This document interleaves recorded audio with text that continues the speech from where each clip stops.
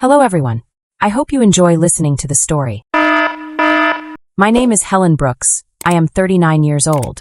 My husband's sons shoved a hospital debt worth $900, USD in front of me 3 hours after he died. They said if I truly loved him, I would sign it and leave peacefully. I signed immediately. 3 weeks later, federal agents walked into their inheritance party while they were pouring champagne. Arthur Brooks died at 4:12 in the morning after 6 months of cancer treatments, surgeries, and machines that never stopped beeping. I still remember the way his fingers slipped from mine inside that hospital room. Thin, cold, exhausted. For weeks, I slept beside him in an uncomfortable chair while his sons stayed busy running his company downtown. Nathan visited twice during the final month. Kyle showed up only when cameras from the hospital charity board were around. But somehow, less than an hour after Arthur's heart monitor went flat, both of them suddenly appeared outside the ICU looking polished and prepared like businessmen arriving for a merger meeting. I had not even changed out of the sweater stained with Arthur's medication when Nathan guided me into a private consultation room near the billing department. The fluorescent lights buzzed overhead while rain slammed against the hospital windows. My entire body felt numb. Kyle closed the door behind us and dropped a thick folder onto the table. "We need to settle some things quickly," Nathan said calmly. Loosening his expensive tie like this was another routine corporate discussion. Dad would not want legal conflict after his death. I stared at him without understanding. Grief made every sentence sound distant, like voices underwater. Kyle slid the paperwork closer to me. "The hospital expenses exceeded insurance coverage," he explained. "There is approximately $900,000 remaining in treatment liabilities." My throat tightened instantly. Arthur's treatments had been brutal, but he always told me everything was handled financially. Nathan folded his hands together and gave me the same fake sympathetic expression I had seen him use on investors. "If you sign the transfer agreement, the debt becomes your responsibility personally. In exchange, there will be no inheritance disputes. Everyone can move on peacefully." Move on peacefully. 3 hours after Arthur died, I felt something crack quietly inside my chest then. Not loudly, not dramatically, just enough to change the way I looked at both of them forever. Kyle leaned back in his chair and sighed impatiently. "You already lived comfortably because of Dad for years," he muttered. "This is probably the cleanest solution for everybody." Nathan said nothing after that because he did not need to. The message was already clear. I was the second wife. Temporary. Replaceable.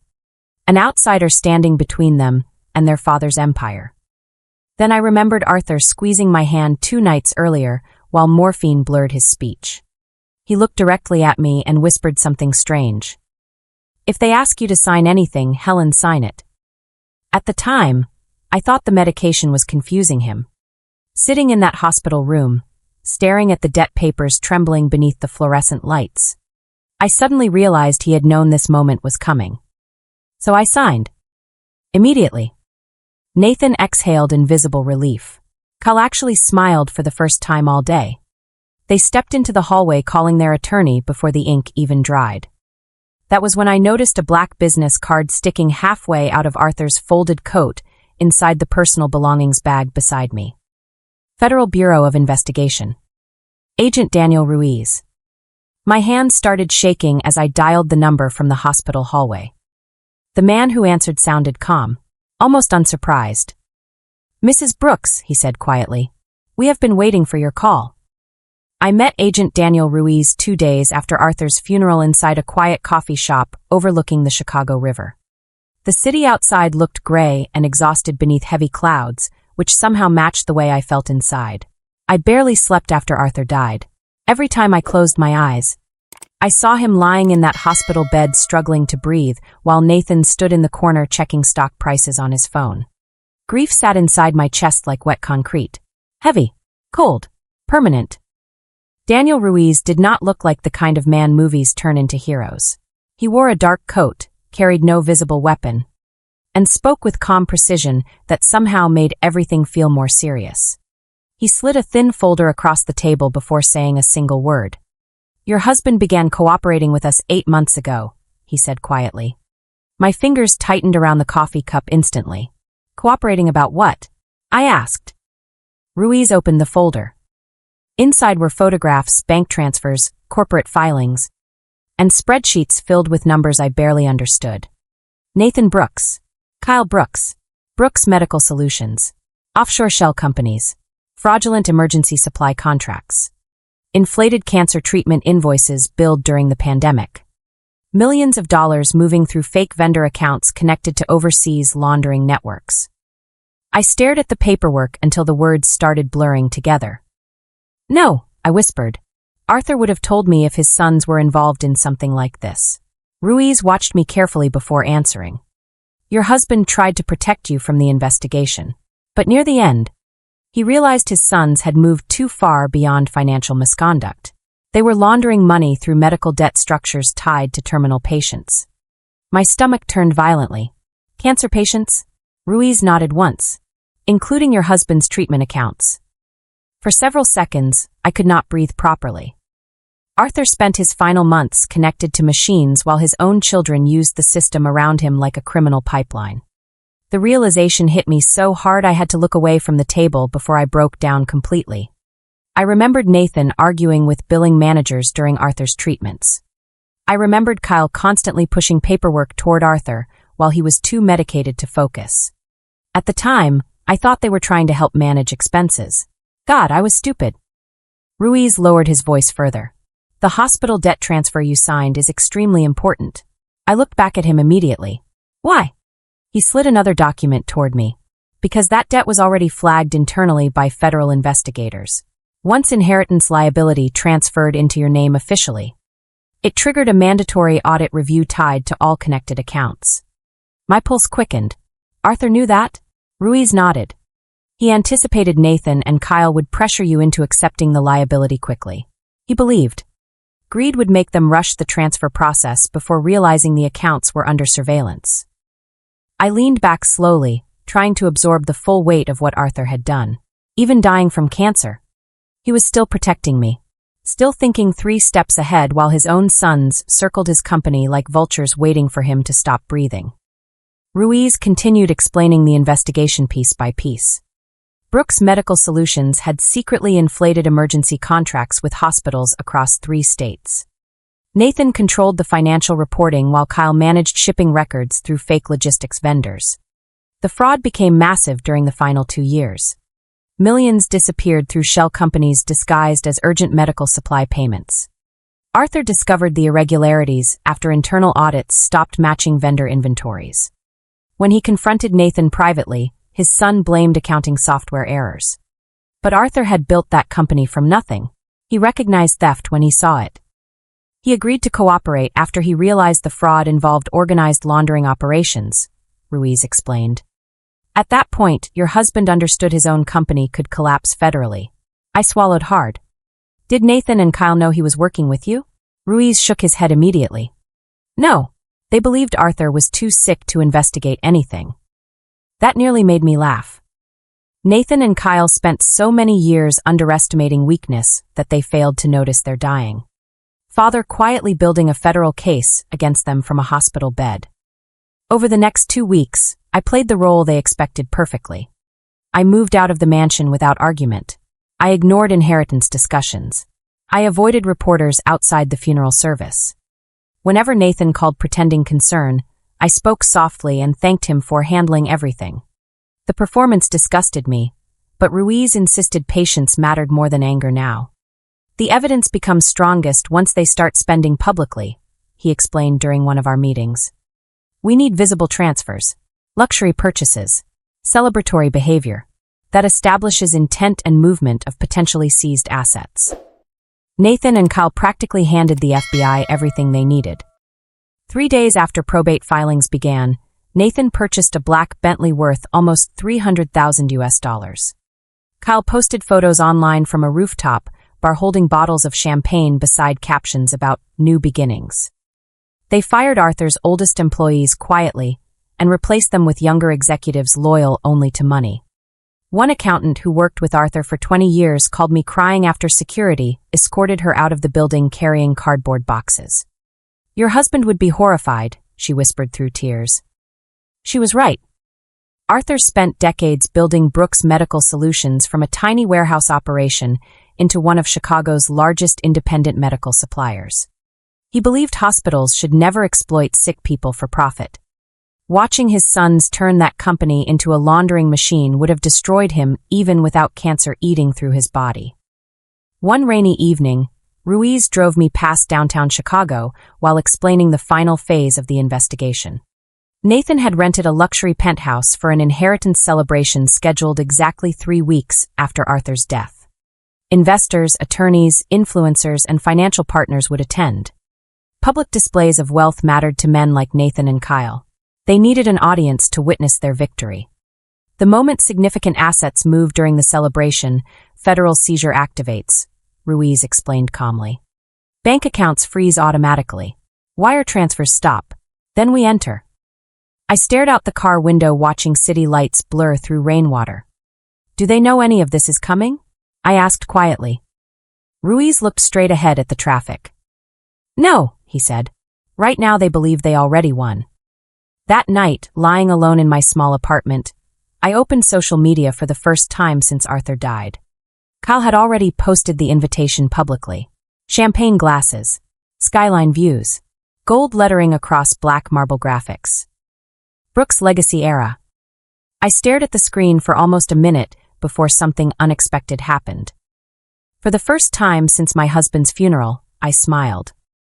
The inheritance party took place on the top floor of a glass tower overlooking downtown Chicago exactly 21 days after Arthur died.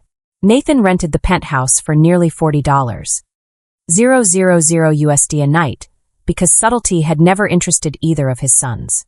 The moment I stepped out of the elevator, I realized the entire event had been designed to celebrate not their father's life, but their own survival.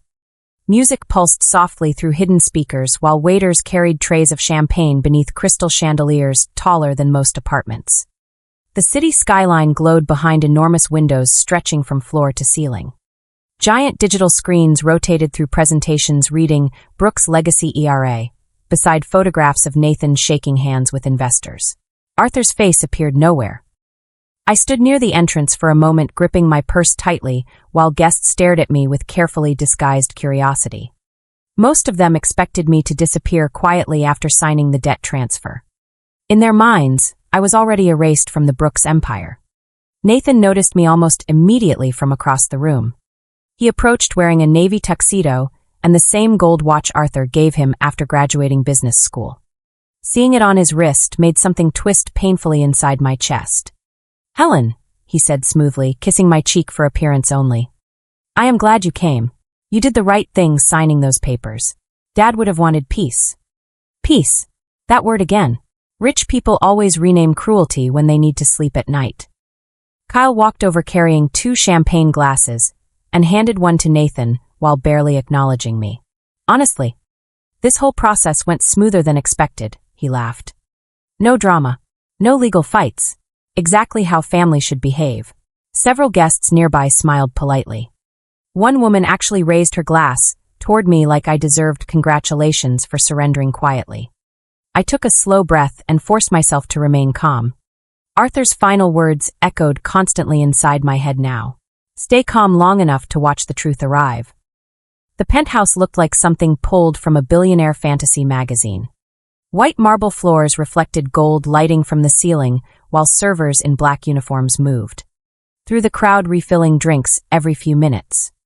Nathan had hired a live jazz trio near the balcony overlooking Lake Michigan.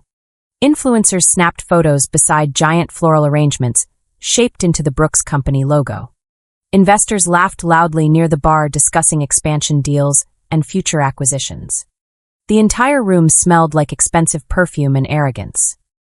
Then Nathan climbed onto the small presentation stage near the center of the penthouse and tapped his champagne glass for attention. The room quieted instantly. My father built an empire through discipline and vision, Nathan announced confidently. Tonight begins a new chapter for Brooks Medical Solutions, one focused on innovation, growth, and keeping the company inside the bloodline where it belongs. Applause spread across the room. Kyle smirked beside the stage before adding loudly, and thankfully, some people understood it was better to sign peacefully instead of dragging everybody through ugly legal battles. Several guests laughed softly. Nathan smiled without stopping him. That moment hurt far more than I expected. Not because of the insult itself, but because Arthur would have been horrified hearing his children speak that way publicly. He spent years teaching them loyalty mattered more than wealth. Yet there they stood celebrating inheritance money, while his grave soil was probably still damp from the funeral. I walked toward the balcony afterward, needing air before my emotions betrayed me. Snow drifted softly across the Chicago skyline while traffic lights glowed below like rivers of red and gold. I remembered Arthur standing beside me on that same balcony years earlier during a charity gala. He wrapped his coat around my shoulders because I forgot gloves that night. "This city makes people hard if you let it," he once told me quietly. "Promise me we never become those people."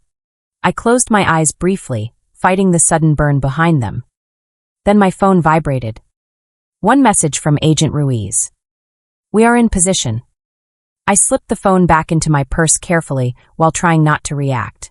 Across the room, Nathan laughed with investors beside a champagne tower taller than the servers carrying trays around it. Kyle stood near the bar showing somebody photographs of a yacht he planned to purchase in Miami. Neither of them noticed anything unusual yet. But the cracks had already started forming. 10 minutes later, one of Nathan's financial partners hurried toward him holding a phone against his chest. At first Nathan looked annoyed more than concerned. Probably another transfer issue or delayed payment. But as the man whispered into his ear, Nathan's expression changed instantly. His smile vanished. "What do you mean unavailable?" he snapped quietly. Nearby conversations slowed as people noticed tension building around the center of the room. Kyle walked over immediately. "What happened?" Nathan lowered his voice. "One of the escrow transfers failed." Kyle rolled his eyes. "That is it. Banks freeze temporarily during high movement all the time." He grabbed another drink and laughed it off. But less than 2 minutes later, 3 more phones started ringing across the penthouse almost simultaneously. One investor cursed under his breath while staring at his screen. Another woman stepped away from the crowd speaking rapidly into a headset about frozen wire confirmations. Near the bar, somebody muttered something about Federal Review flags appearing on pending transactions. The energy inside the penthouse shifted so quickly it almost felt physical, like oxygen slowly disappearing from the room. Nathan pulled out his own phone again. This time, I saw genuine panic flicker across his face for the first time in my life. "No," he whispered. Kyle moved beside him, reading over his shoulder. "What the hell is this?" he demanded louder now. Guests nearby began checking their own accounts and messages nervously. Conversations dissolved into confusion. Music still played softly in the background, but nobody listened anymore. Then every television screen inside the penthouse suddenly went black. The jazz trio stopped playing mid-song. The elevator doors opened at the far end of the room. And federal agents stepped out one by one wearing dark jackets marked FBI across the chest. The entire penthouse fell silent. The silence after the elevator doors opened felt almost unreal. 1 second earlier the penthouse had been full of laughter, clinking champagne glasses, and arrogant speeches about legacy. The next, every conversation collapsed into frightened whispers, while a line of federal agents walked calmly across the marble floor toward the center of the room. Agent Daniel Ruiz led them with the same cold composure he carried the first day we met at the coffee shop. Behind him came IRS investigators, financial crime analysts, and 2 federal marshals carrying sealed evidence cases. Nobody moved. Even the waiters froze beside their trays. Nathan recovered first, or at least tried to. He straightened his tuxedo jacket and forced a tight smile onto his face before stepping toward Ruiz. "There has to be some misunderstanding," he said loudly enough for the room to hear. "This is a private family event." Ruiz stopped directly in front of him and removed a thick folder from beneath his arm. "Nathan Brooks," he replied evenly. "This is now a federal seizure site connected to an ongoing financial crimes investigation." Every color disappeared from Nathan's face. Kyle laughed nervously from beside the bar. "Come on," he said. "This is insane. You cannot just walk into a private penthouse because of accounting errors." One of the IRS agents handed him a document without speaking. Kyle scanned the first page and immediately stopped smiling. His hands actually started shaking. Guests began backing away slowly, as if financial fraud might somehow spread through physical contact. Ruiz turned toward the room and spoke with sharp clarity. All accounts associated with Brooks Medical Solutions, Brooks Logistics Holdings, and affiliated shell corporations have been frozen pending federal review.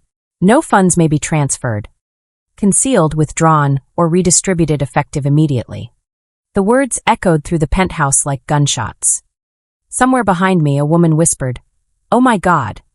Another investor grabbed his phone and cursed loudly after discovering his pending wire transfer had vanished from the system entirely.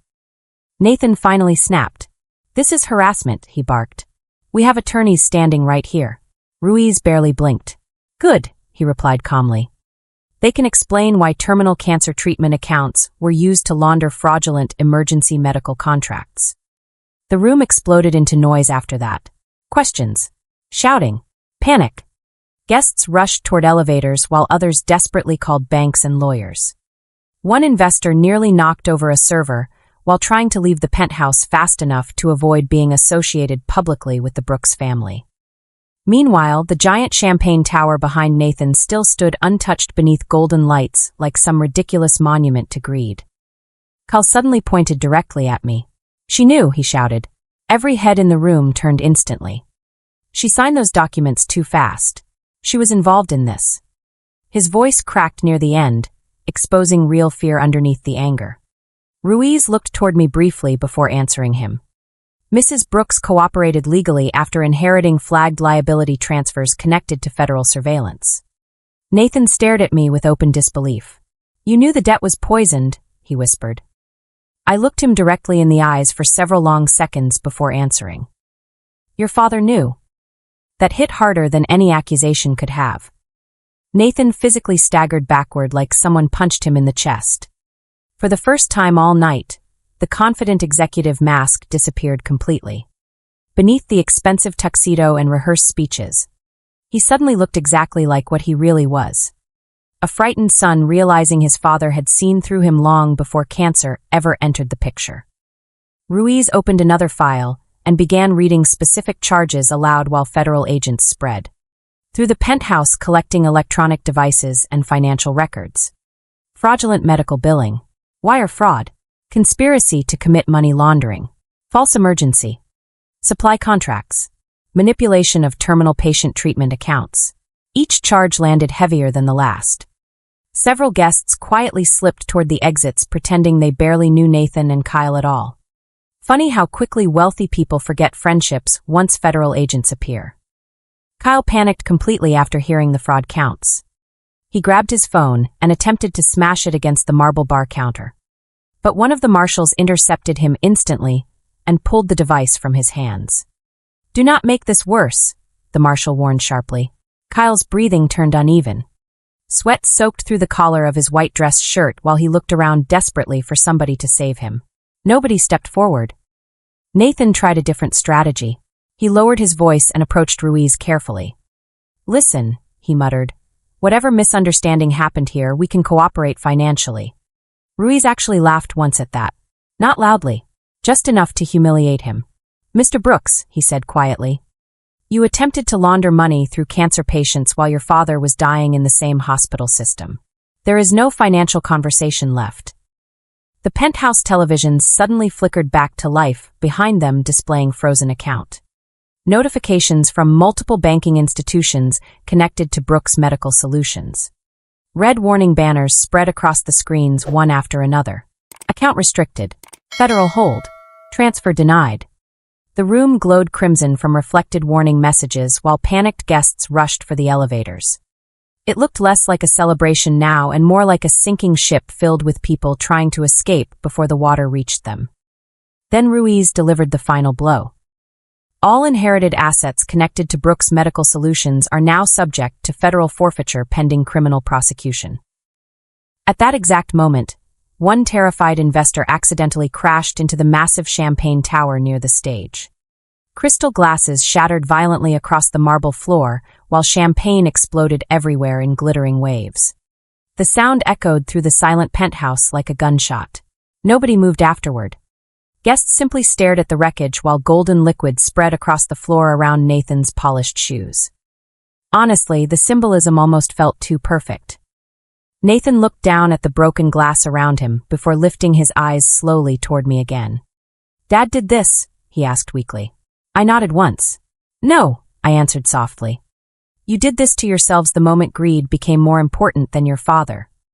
For a second, I almost pitied him. Then I remembered Arthur barely able to breathe while Nathan argued with hospital accountants beside his bed. I remembered Kyle laughing about inheritance money before the funeral flowers even arrived. And just like that, whatever sympathy tried to appear inside me disappeared completely. Ruiz signaled toward the marshals. Federal agents began escorting Nathan and Kyle toward separate rooms for questioning while cameras from local media suddenly flooded the lobby downstairs after hearing police scanners mention financial crimes at the Brooks penthouse. The empire Arthur spent decades building collapsed publicly in less than 20 minutes. I slipped my coat on quietly and walked toward the balcony one last time before leaving. Snow drifted slowly beyond the glass while Chicago glowed cold and distant beneath the storm clouds. For a brief moment, I imagined Arthur standing beside me again with his tired smile and trembling hands. Even dying, he still protected me. Even dying, he still made sure the truth survived him. 6 months later, Brooks Medical Solutions no longer existed. Federal prosecutors dismantled the company piece by piece while forensic accountants uncovered years of hidden fraud buried beneath fake emergency contracts and manipulated hospital invoices. Nathan remained under federal indictment awaiting trial for money laundering and wire fraud. Every few weeks, another article appeared online describing new evidence against him. Kyle accepted a plea deal after investigators traced shell accounts directly to properties he secretly controlled overseas. The same men who once toasted themselves with champagne inside a luxury penthouse now entered federal buildings through side doors wearing wrinkled suits and expressions hollowed out by fear. I moved into a smaller home outside Chicago near the lake where the mornings felt quiet again. With the portion of clean assets federal investigators eventually released to me legally, I started the Arthur Brooks Cancer Support Foundation. We help families overwhelmed by medical debt and connect terminal patients with legal advocates before hospitals and corporations can exploit them financially. Every time I sit across from a frightened spouse clutching billing paperwork with shaking hands, I remember that awful hospital room where Nathan slid $900,000 of poison across the table and expected me to drown quietly beneath it. Sometimes people ask whether Arthur hated his sons by the end. The truth is more painful than hatred. Arthur loved Nathan and Kyle until his final breath. That was exactly why their betrayal destroyed him so deeply. Cancer weakened his body, but greed broke his heart. I saw it every night in the hospital when he stared silently at the ceiling after meetings with them. He already knew what they were becoming long before the FBI investigation started. And even while dying, he still tried to protect them from themselves.